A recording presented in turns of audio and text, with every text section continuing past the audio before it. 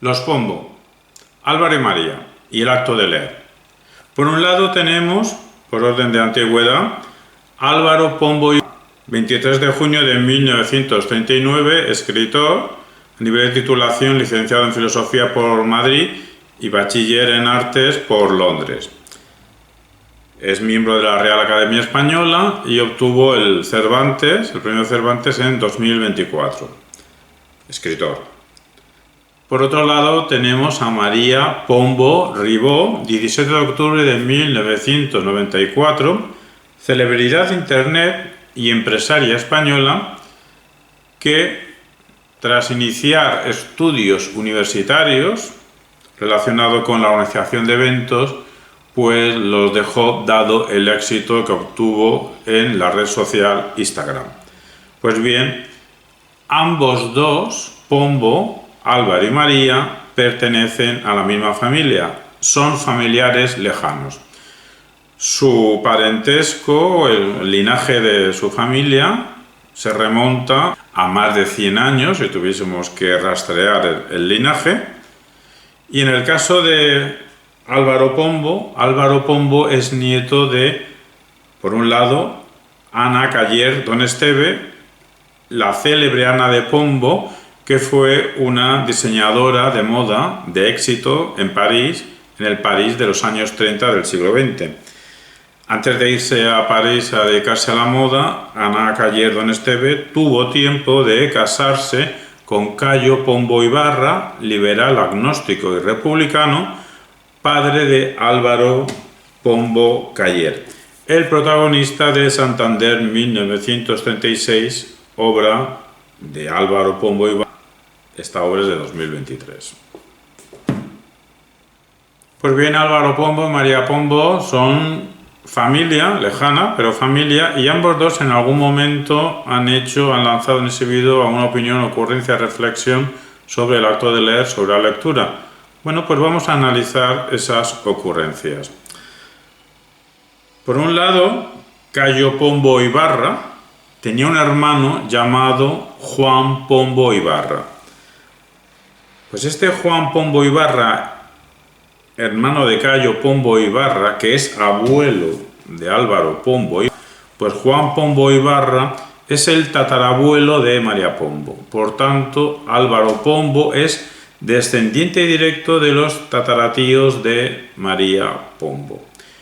Y como curiosidad literaria, Álvaro Pombo escribió una novela inspirada en la vida de su abuela Ana Caller Donesteve, triunfadora de moda parisina en los años 30 del siglo XX, por lo que la novela Un gran mundo, de Álvaro Pombo, versa sobre la influente, al menos esta sí, influyente, la celebridad Ana de Pombo, lo que añade una capa literaria al linaje de los Pombo.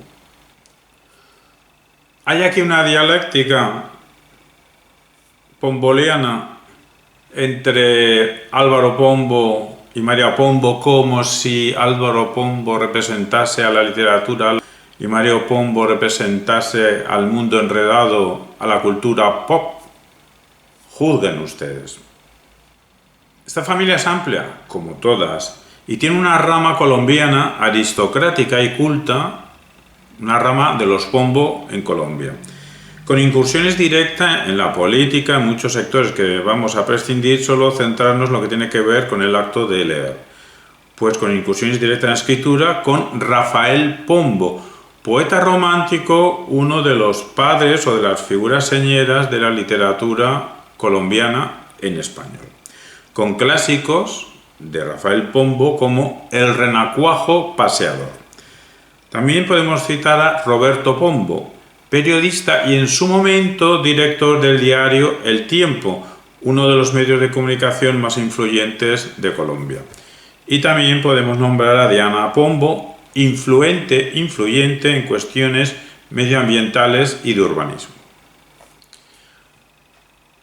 Habría una rama española o varias ramas españolas de los Pombo, la de Álvaro Pombo, pero también habría la rama española, una rama emprendedora, con Víctor Pombo, fundador del restaurante Camino, cuyas 3 hijas Lucía, Marta y María, pues son tres mujeres metidas de lleno en el mundo enredado de la llamada comunicación social, creación de contenidos sociales.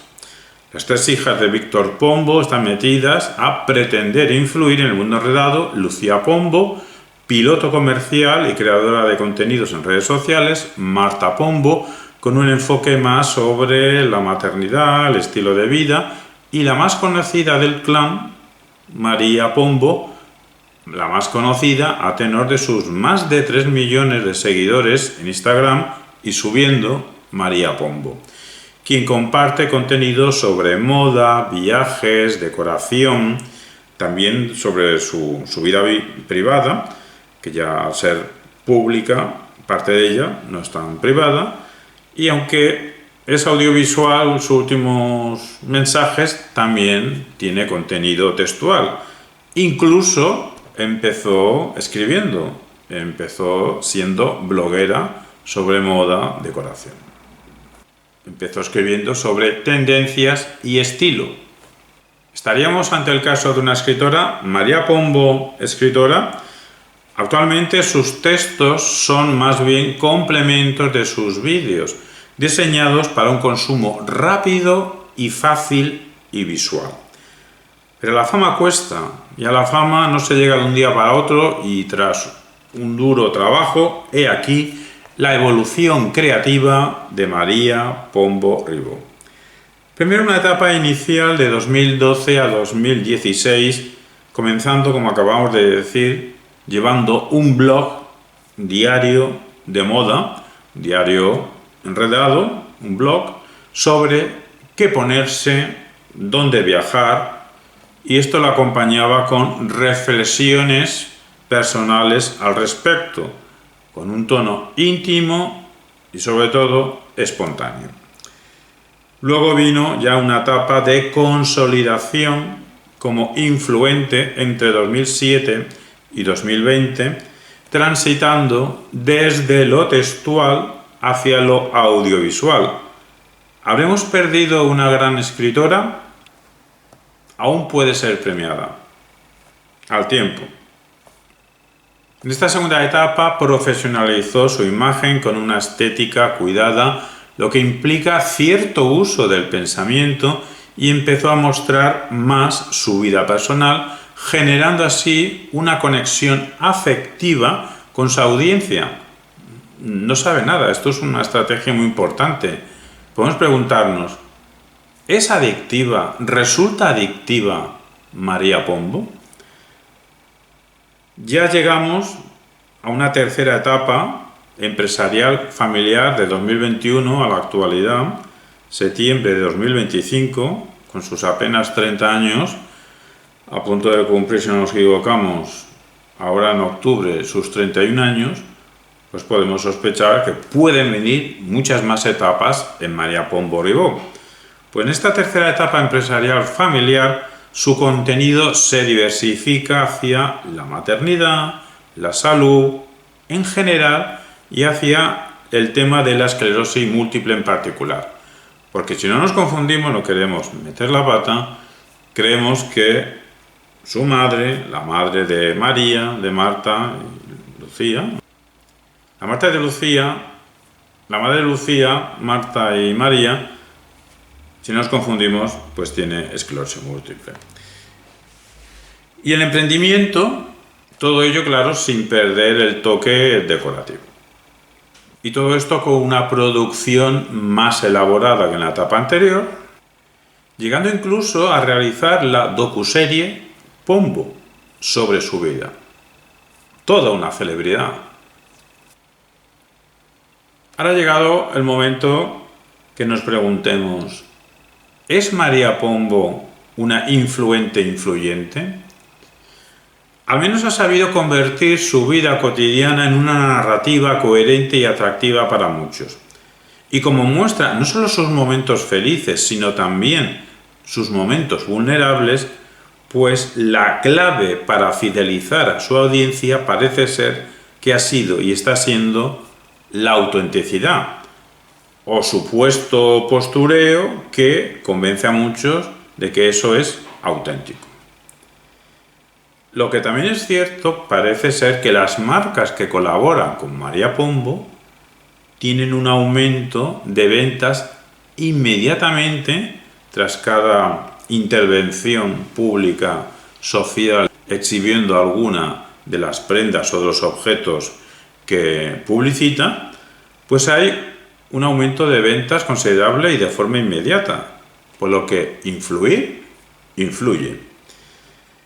No es alguien que meramente sube fotos, sino que es alguien que ha sabido convertir eso de influente, sea lo que sea, pues lo ha sabido convertir, al menos en ella, en un perfil profesional.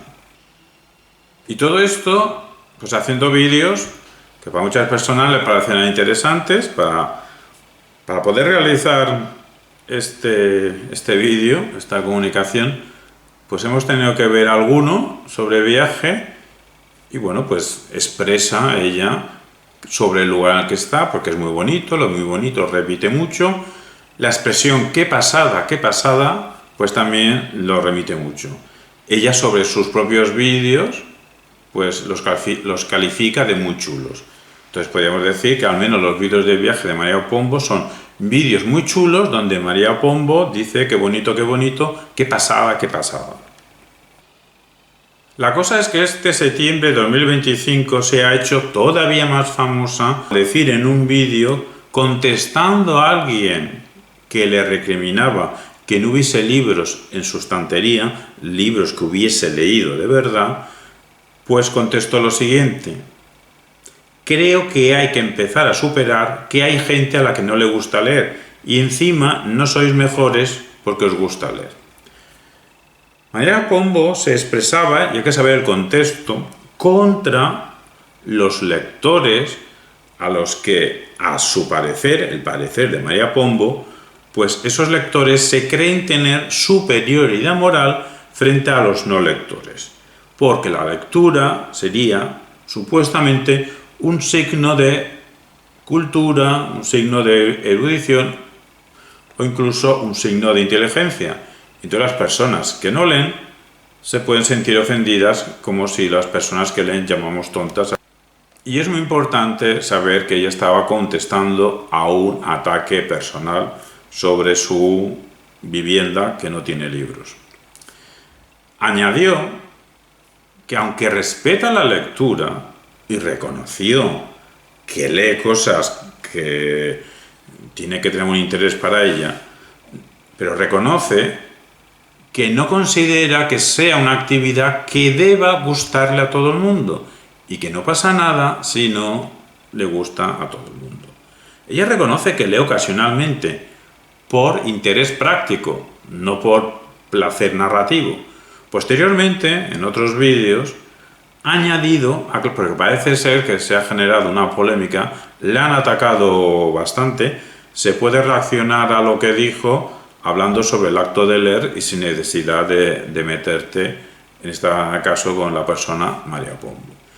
Entonces se ha visto obligada a aclarar lo que dijo, que no pretendía despreciar la lectura como tal. Y realmente nos creemos que no quería despreciar la lectura, sino simplemente quería decir de que a ella no le gusta leer y a las personas que no les gusta leer, no por eso son inferiores a las personas que les gusta leer. Nos vamos ahora a Álvaro Pombo y sus motivos para leer.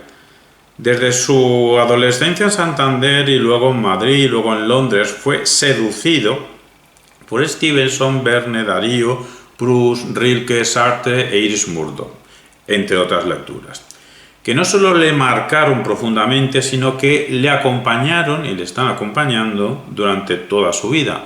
Para Pombo, leer no fue simplemente una preparación para luego escribir, que muchas veces se dice o decimos, ¿quieres escribir? Pues lee, como si la lectura fuese una preparación para escritura. No, para Pombo la lectura, el acto de leer, ya en sí es toda una experiencia vital, íntima, que lo transformó desde dentro.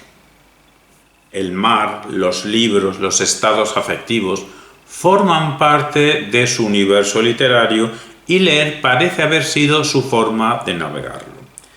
El gran Álvaro Pombo, desde su estilo incisivo y su mirada cuando menos reflexiva y hasta para muchos filosófica y todo, nos ha regalado reflexiones memorables sobre la lectura, a saber, sobre el impacto del mundo enredado en la lectura.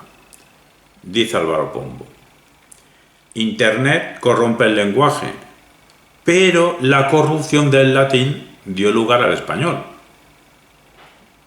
Una invitación a pensar sobre la entonces supuesta corrupción o verdadera corrupción de Internet, pero a lo mejor puede traer repercusiones positivas.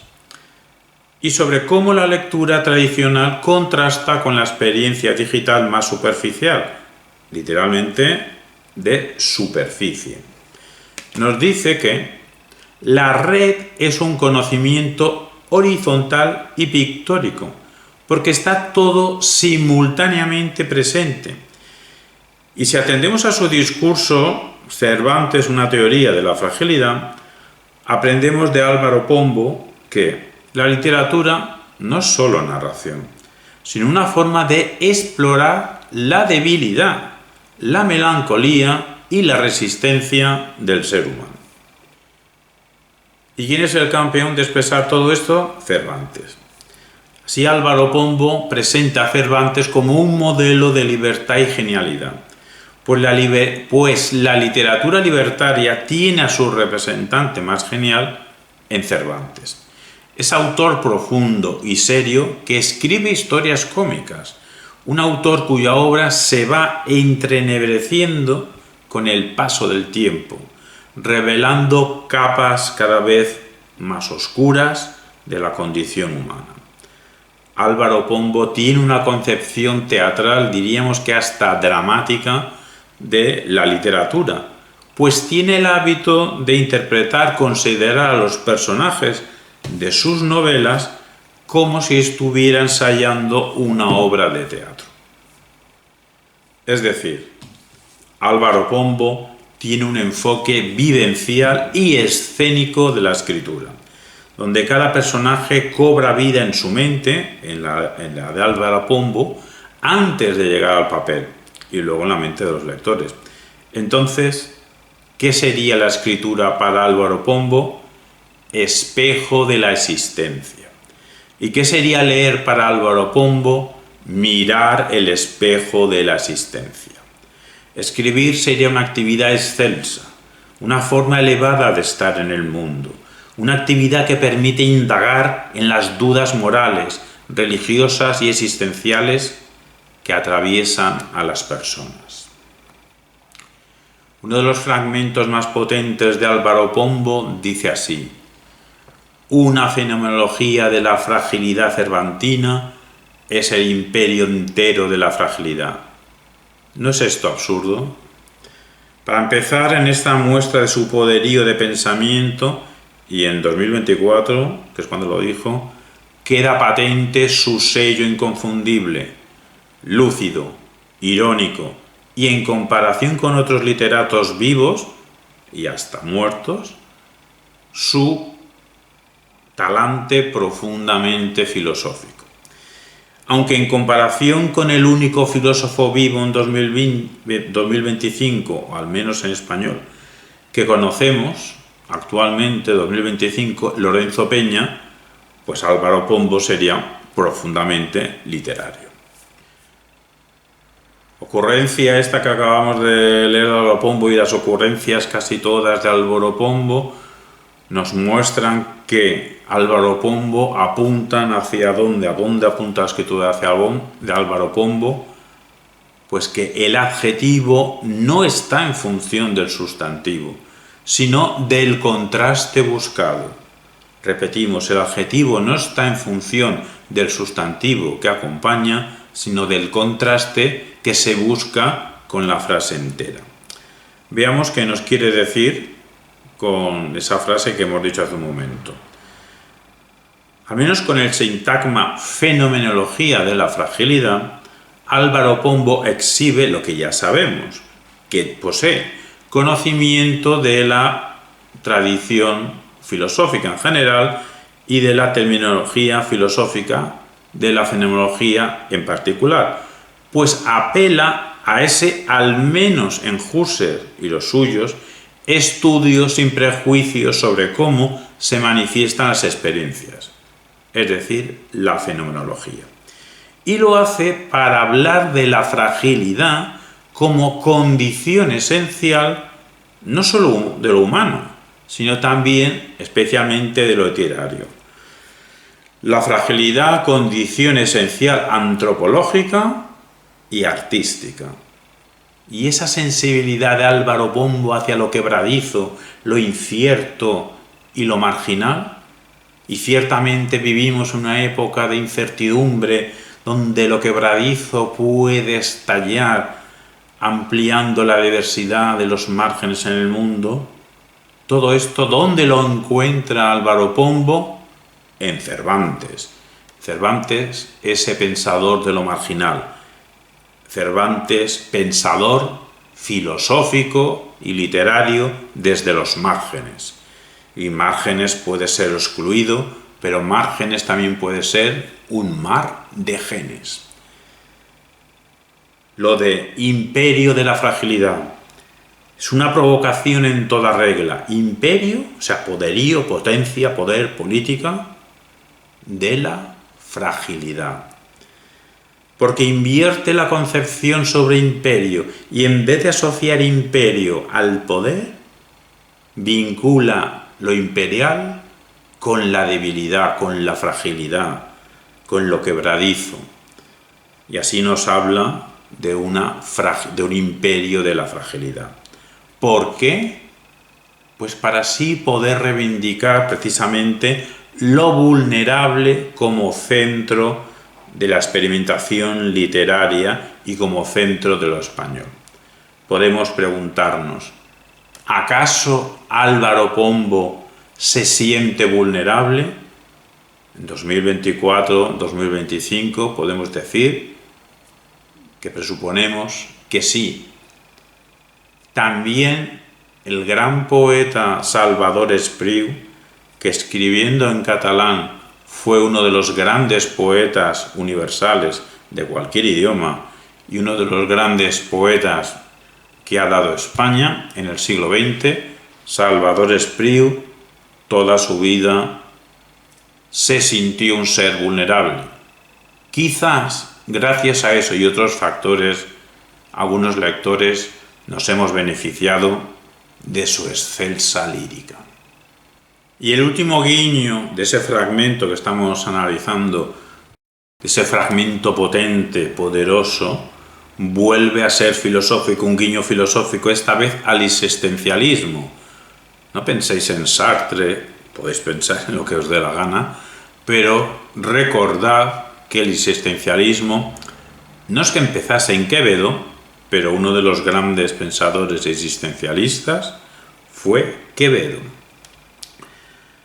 Pues la obsesión por el absurdo de la existencia que nos revela ese fragmento de Álvaro Pombo pareciera decirnos que vivir en un mundo donde la fragilidad es soberana, eso es absurdo.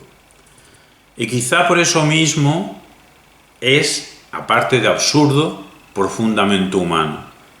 ¿Querrá decirnos Álvaro Pombo que lo que es absurdo es la existencia humana?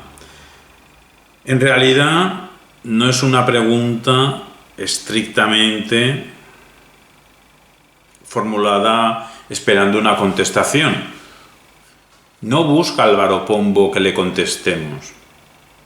Busca que tras leerle contemplemos, meditemos nosotros los lectores esta paradoja del imperio de la fragilidad.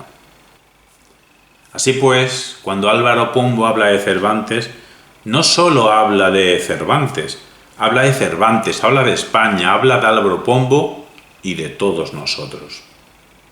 Y su proclama política y estuvo en Aventura Política, Álvaro Pombo. Es adecuado y pertinente que las personas que mínimamente piensan pues ofrezcan públicamente, exhiban públicamente sus ideas sobre cómo convivir, que ofrezcan su compromiso político. Eso es correcto, porque quien piensa al menos más tiempo que los demás, pues a los demás les gustaría saber qué es lo que piensa esa persona. Hay que comprometerse. Pues bien, Álvaro Pombo tuvo un compromiso político y su proclama política es que en un mundo influido por mercachifles, reivindicar la fragilidad es casi un acto de resistencia. Repetimos la pregunta: ¿hay una dialéctica entre los Pombo, entre Álvaro Pombo como si fuese la alta cultura y María Pombo como si fuese la cultura pop? María Pombo representa una visión pragmática y contemporánea de la lectura, que no sería algo central en la construcción de la personalidad. En cambio, Álvaro Pombo ve la lectura como una forma de introspección, de conexión con la fragilidad, de reconocimiento de lo quebradizo de nuestra existencia y así poder profundizar en qué es el ser humano. Ambos Pombo representan dos mundos distintos sobre la lectura, el de la lectura digital y el de la tradición literaria. María Pombo, lectura digital, dentro de un contexto audiovisual; Álvaro Pombo, el de la literatura. ¿Y cómo podemos concretar las diferencias entre María Pombo y Álvaro Pombo ante la lectura? Fijémonos en varios aspectos. Primer aspecto, el de actitud general. La actitud general de María Pombo es el de crítica y casi diríamos defensa ante esos lectores con superioridad moral que se creen que los no lectores son seres inferiores, menos inteligentes, menos cultos y menos dotados para la vida en general. La actitud de Álvaro Pombo hacia la lectura es de profunda reverencia, pues es una experiencia vital que nos permite interiorizar nosotros mismos y adentrarnos en qué constituye lo humano.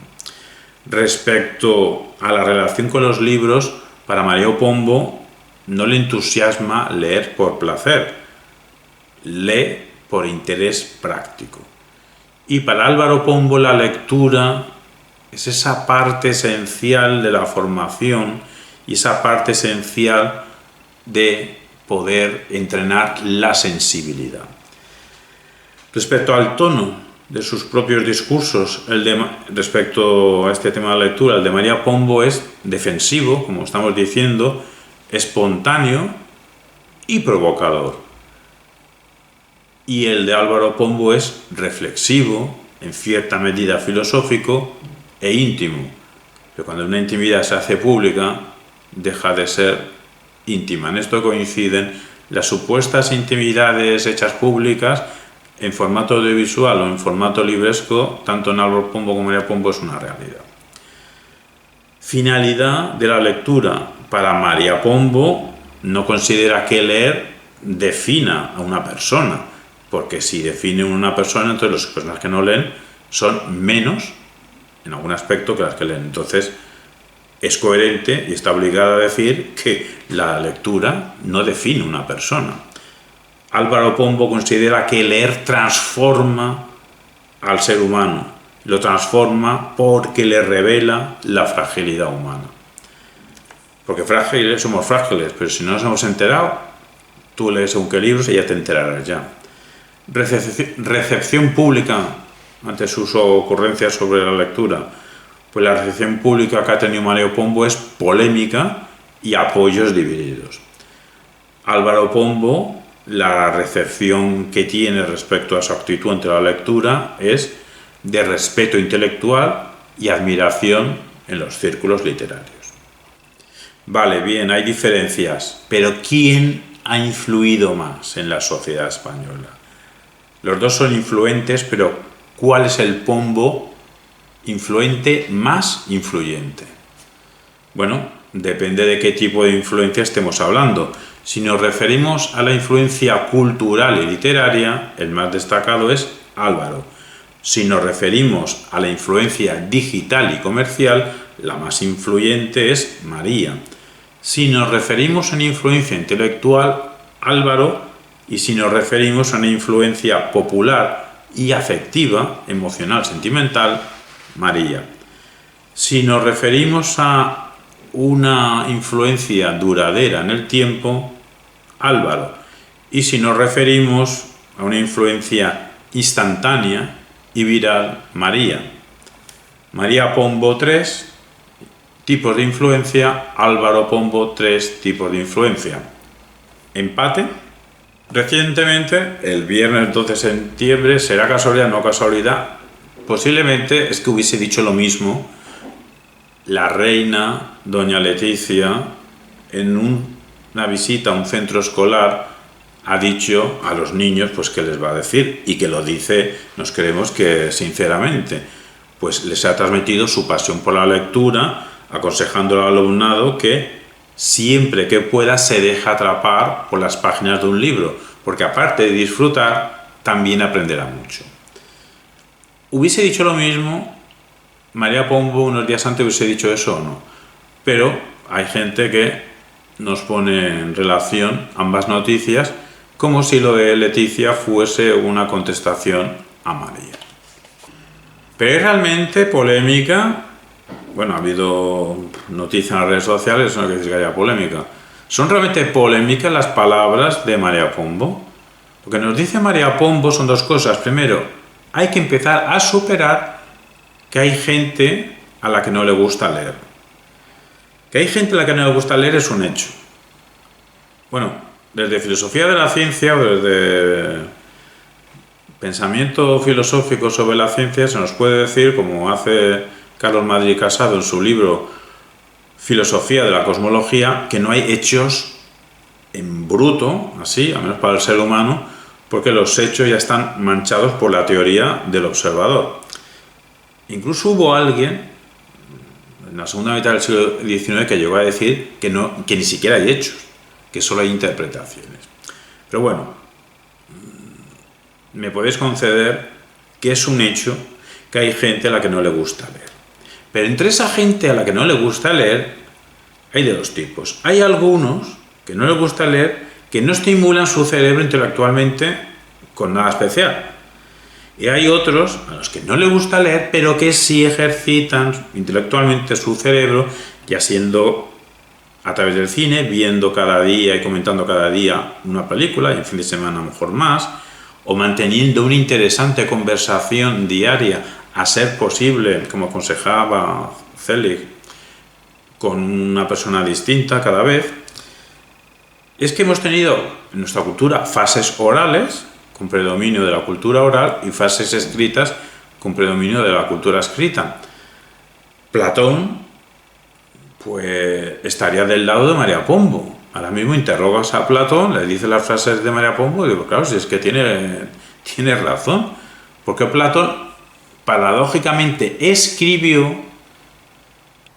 contra la escritura, advirtiendo sobre los problemas que podía repercutir la escritura, problemas, ya nos hemos quedado sin memoria, no te puedes fiar de lo escrito es alguien que no te va a contestar en una conversación hablada así.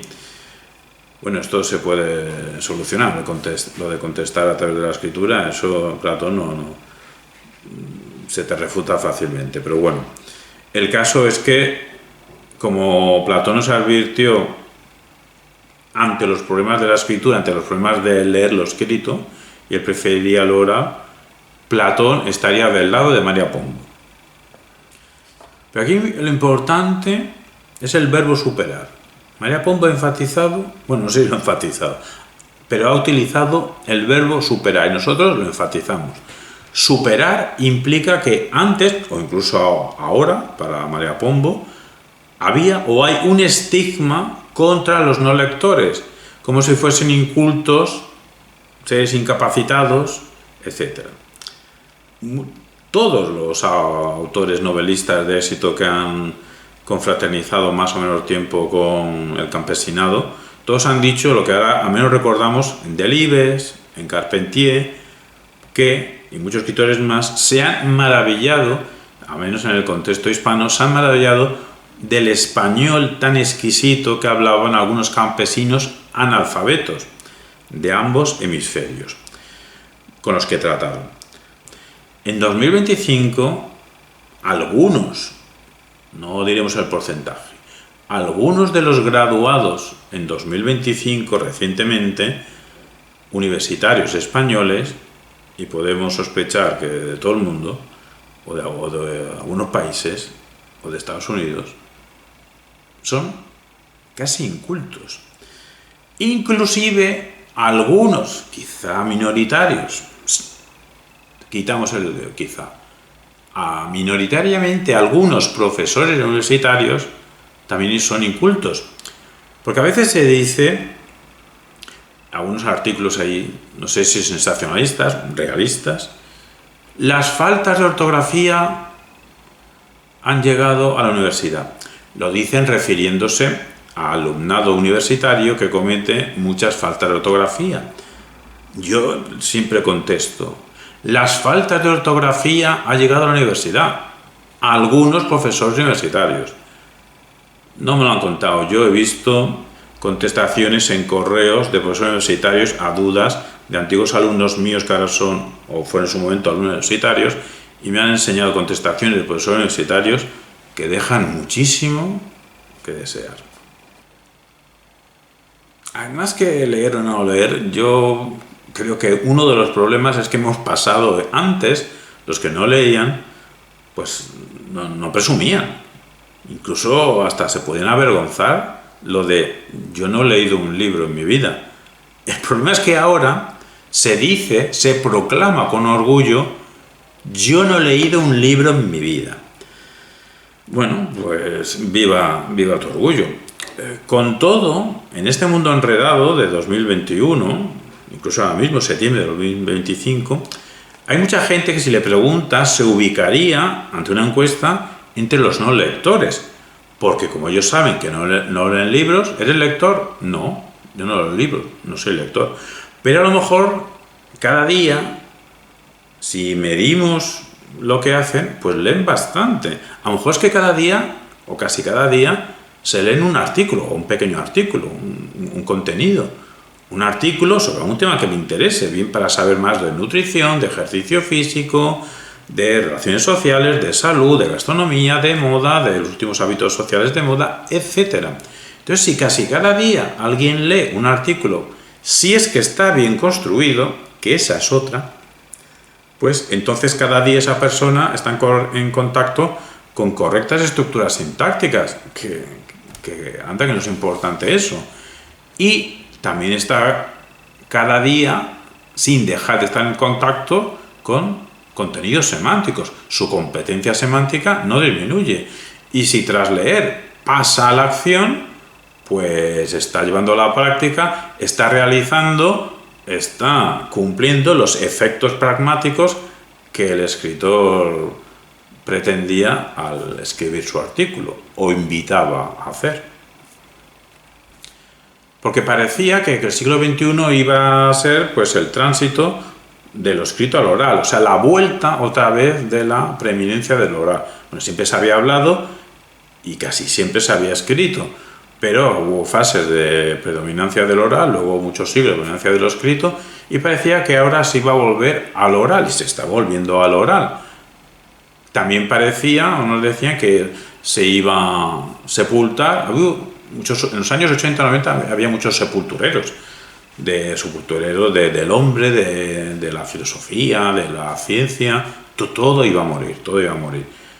Cuán buena vida presentan sus muertos, ¿no? Pues lo que iba a morir también era la cultura escrita a favor de la cultura audiovisual. Y sí, ha crecido lo oral, que se ha maridado bien con lo audiovisual, pero no ha muerto lo escrito. Cada día una persona estándar, si contabilizamos, cada día lee bastante, otra cosa es lo que lea, pero lee bastante, incluso escribe. Sí, que escribe de una manera adaptada a la tecnología, una manera de la que no escribiría si tuviese que hacer un texto formal. Pero se escribe y se lee más de lo que nos imaginamos. Pero vamos a la polémica. ¿Son mejores los lectores satisfechos? Porque María Pombo decía a las personas que les gusta leer, no lectores, que encima les tiene que gustar. ¿Son mejores los lectores satisfechos frente a los lectores insatisfechos u obligados? ¿O frente a los no lectores? Para empezar, decir que un tipo de humano, de un tipo de humanes, es mejor que otro tipo de humanes, no sé si tiene sentido. Bueno, lo sé, no tiene sentido. O si tiene sentido, vaya sentido va a tener. Un sentido etnicista, clasificador, y quien clasifica, al final, ¿qué hace con lo clasificado? Lo deporta, lo gasea, lo sepulta. Si vamos por ahí dividiendo a la gente en función de sus supuestas cualidades, la historia nos explica que a veces acaba mal.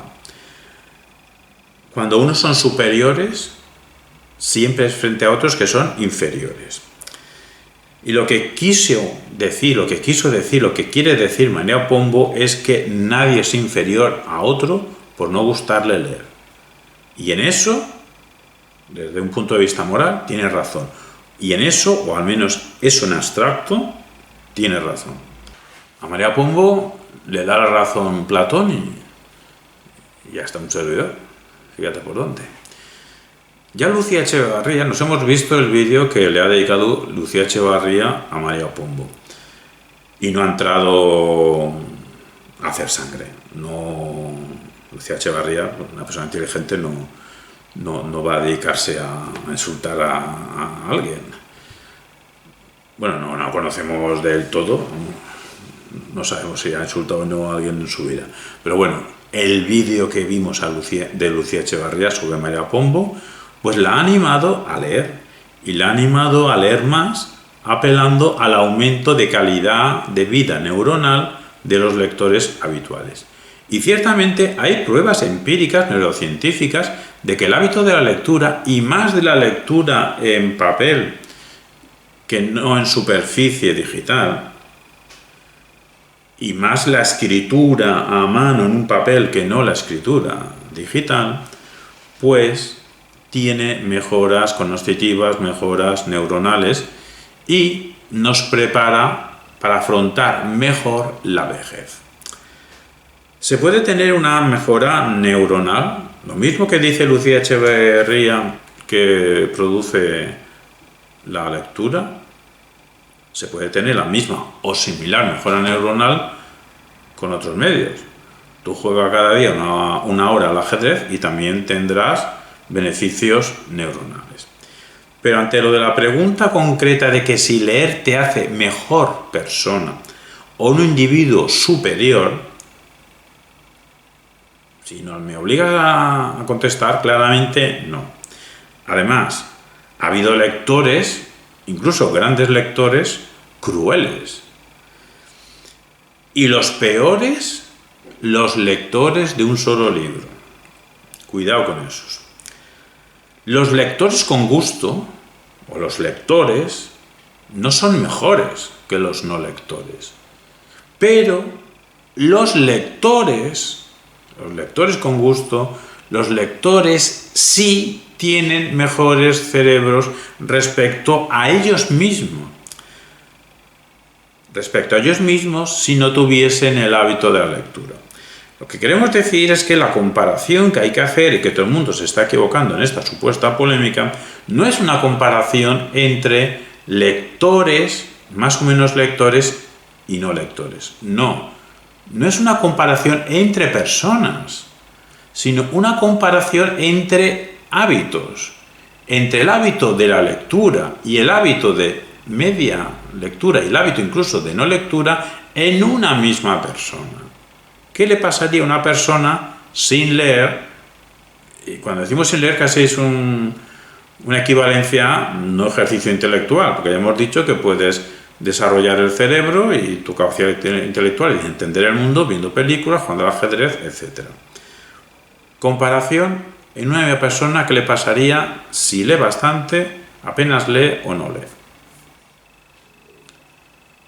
Dicho todo esto, a las María Pombo, porque no tiene ningún sentido que nos dirijamos, María Pombo, escucha mis palabras, que voy a invitarte a que leas más. Eso sería un acto... Bueno, habría que inventar el adjetivo, ¿no? Pero me voy a permitir hacer una micro reflexión para invitar a la lectura.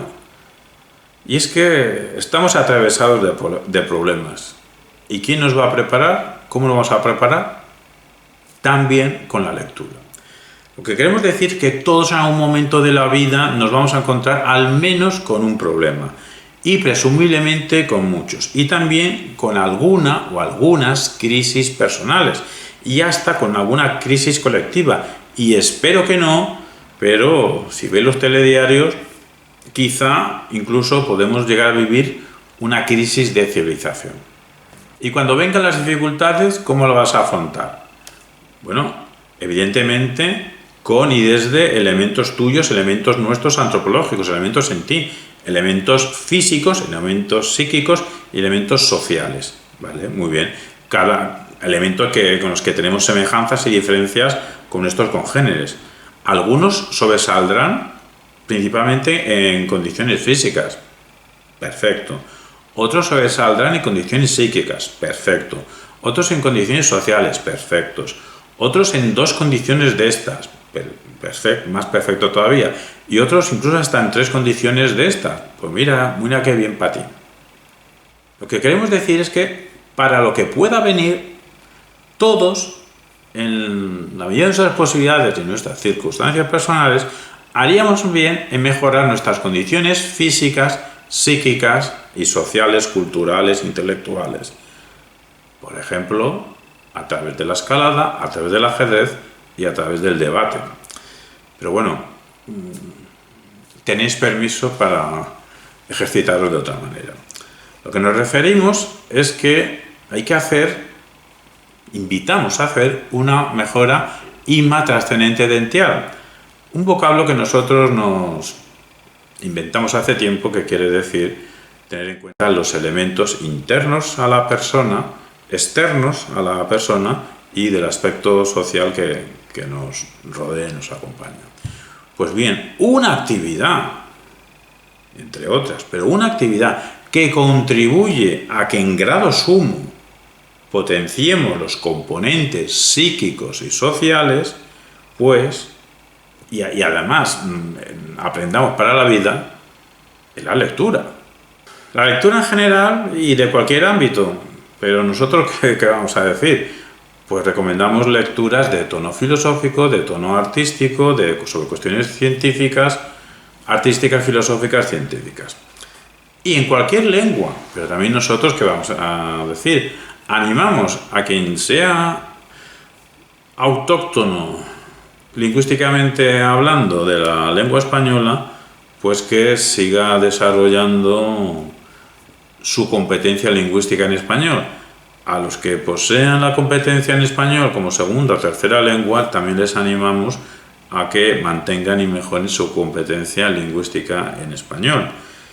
Y si alguien ve esto con subtítulos traducido, porque no sabe español, pues le invitamos a que aprenda un idioma rico, no el más rico, no el mejor idioma del mundo, no estoy diciendo nada de eso.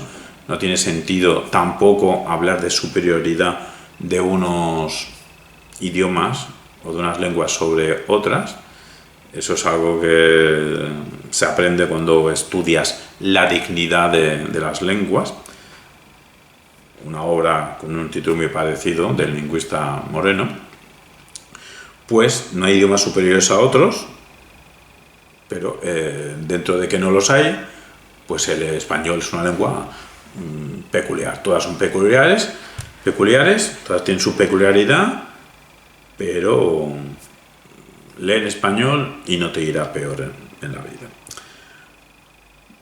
Un caso particular, aparte de ciencia, arte, filosofía, pues es la literatura. Un caso de lectura es la literatura.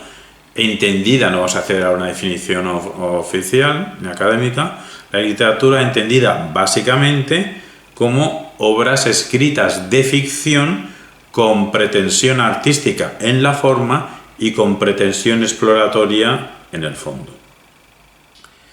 ¿Y por qué es importante leer literatura? Supuestamente, o al menos en los casos literarios más excelsos, la forma literaria está al servicio de alguna idea o al servicio de algún conjunto de ideas que el autor quiere, de alguna manera, transmitir.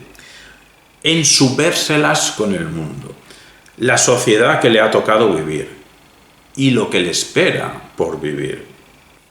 Y todo este conglomerado de pretensiones, acciones que quiere hacer y que va haciendo el escritor y finalmente realiza algunas pretensiones, las realiza en su texto, pues tiene que ver con acciones que requieren por parte del literato pensar. Por eso todas las obras de literatura son racionales, aunque su diseño sea pretendidamente irracional. Eso es algo que nosotros venimos diciendo desde los años 90 del siglo XX, que el surrealismo es racional. Y como componiendo obras literarias se piensa de cierta manera, a veces, en los mejores casos, potente, podemos hablar de también hay pensamiento literario. Porque nos podemos preguntar, ¿qué pasa cuando se experimenta con formas sin ninguna idea? Porque hemos dicho que la obra literaria tiene que ver con una pretensión artística en la forma y en el contenido una exploración. Vale, experimentar y explorar, experimentar con formas, pero explorar ideas, contenidos. Pero si no hay ideas, ¿qué? ¿Qué pasa cuando se experimenta con formas sin ninguna idea? ¿O qué pasa con ideas? Se tienen ideas, incluso pueden ser ideas interesantes y hasta brillantes y todo. Pero ¿qué pasa cuando se tienen ideas en una forma deficiente, en una forma no lograda, en una forma que no funciona? Pues en el primer caso, en el caso de qué pasa cuando se experimenta con formas sin ninguna idea, lo que pasa es un vacío semántico, o en función del grado, casi un vacío semántico, o una carga semántica mínima. No nos llega nada significativo o apenas, más allá de agrupaciones de letras y de sonidos. Y en el segundo caso, el de una idea que puede ser hasta brillante y todo, en una forma deficiente, no lograda, que no funciona, en este segundo caso, un vacío o casi vacío sintáctico y un vacío casi vacío gramatical. O un vacío estilístico, que nos impide apreciar la idea que hay detrás de ese conjunto de palabras. O sea, hay una idea detrás, pero no la apreciamos o apenas la apreciamos. O sea, hay una idea detrás de esa obra literaria, pero no nos percatamos de esa idea, o porque no nos llega de una forma realmente persuasiva, o porque nos llega de una forma no atractiva, o porque nos llega de una forma no impactante, o porque nos llega de tal forma que no funciona. Entonces, ¿qué pasa? Lo que pasa es que dicha idea no reclama nuestra atención. Y la atención es la antesala de la reflexión. Pero tranquilos, porque las buenas o excelentes obras literarias, las clásicas, sí consiguen esa potente trabazón forma-fondo, estructura-contenido. Que es lo que aconsejaba Zorín en sus escritos, que tienen que ver con sobre escribir, pues aconsejaba que hay una correcta trabazón, entrelazamiento entre forma y contenido. Igualmente Adorno, cuando escribe sobre los escritores, pues escritores en general, escritores filosóficos y escritores literatos, no escritores literatos solo, pues nos dice que en el escritor con oficio, pues hay una adecuada conexión forma-contenido. Pues entonces, gracias a los pensadores, escritores artísticos, reflexivos, accedemos a mundos, accedemos a dilemas, accedemos a problemas, accedemos a experiencias, accedemos a situaciones, accedemos a estados mentales, accedemos, en suma, a estados, a experiencias, a contenidos que nunca o difícilmente llegaríamos con nuestra vida diaria. Algunos sí, algunos de esos estados sí llegaríamos, o sí ya hemos llegado, o si alguna vez hemos tenido vivencias similares, pues no nos hemos parado a pensar, incluso luego repensar, sobre su posible significatividad. He ahí el valor de la literatura, el motivo por el que leer literatura. ¿Cuál es este motivo? Pues que conecta con experiencias antropológicas potentes.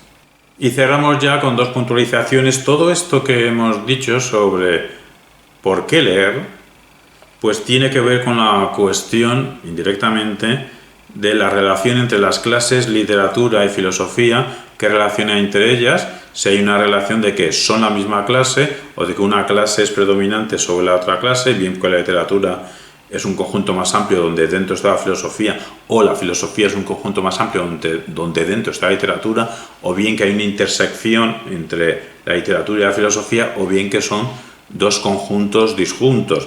Algo que ya hemos tratado en nuestro artículo que nos publicaron en Mundana, revista de filosofía de Ecuador, y que su contenido hicimos público en un vídeo sobre la estructura formal de las clases literatura y filosofía. Y todo esto también tiene que ver con que sea la ficción.